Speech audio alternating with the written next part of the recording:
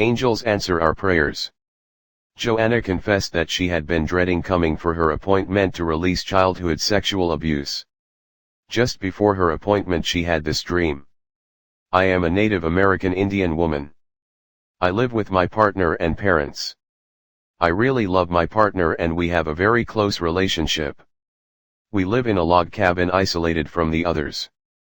One day a Civil War soldier who had gone off the rails came to the cabin. He had a big gun and kept shooting. He shot the family and the animals and then turned to me and said, "I'm going to sow my seed in you so you'll never forget me." He raped me again and I squeezed myself up so I couldn't become pregnant. I noticed that she had started by telling the dream in the present tense. Then as it became painful she disassociated from it by slipping into the past tense. When Joanna woke from this very vivid dream, she realized it was a past life dream. She felt that all her life she had been waiting for the return of the partner who had been so cruelly killed. She told me that she had always kept men at bay and was still a virgin. Then Joanna started to cry and said that when she was 3 years old, a business associate of her father's, who used to come to the house, frequently touched her genitals. She dare not tell anyone because he had told her that if she said anything he would kill her mom and dad. As soon as she had told her story, angels came towards her. I watched them pulling black snakes out of her heart center. They indicated that she must close her eyes and go back into her childhood to the time when she was 3. When she regressed to 3 years old again, knowing that the angels were protecting her, she was able to face the abusive man. When he threatened to kill her parents, the child laughed and called him a coward. I directed her to bring her father into the room and tell him what had happened. She did so and was totally amazed at what unfolded as she watched. "Dad punched him," she exclaimed. "I didn't think he had it in him." For the first time in her life, she realized that he could and would defend her. Her father turned to her and said, "You deserve to be treated with love and respect." She became aware that she had never believed she deserved to be treated well. Her dad continued, "Now I understand why you didn't trust me. I've always felt the barrier between us." Joanna exclaimed, "I thought that if he could let someone do that to me, then he could do it as well. Now I realize that he didn't know what was happening and that if he had known he would have defended me. My anger has gone. I didn't realize it wasn't his fault.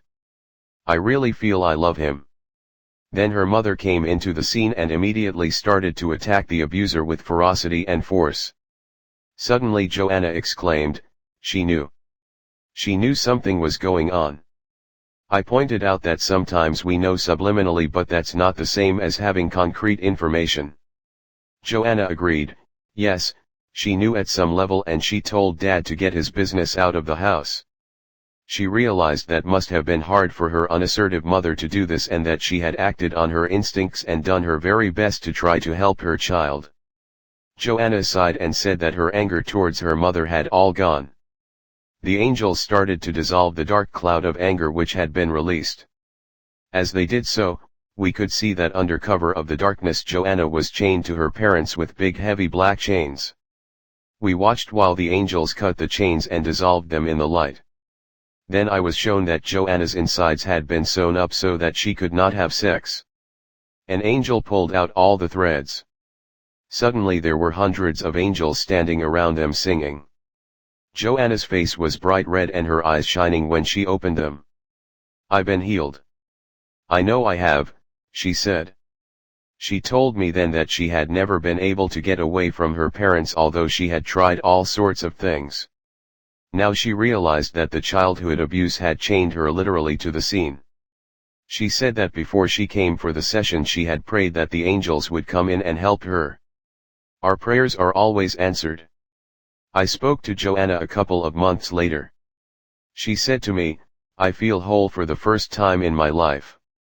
I feel that I am no longer looking for love, support, and protection outside myself."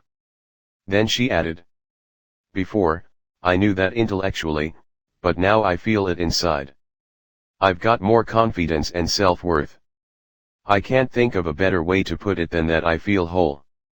Thank you angels.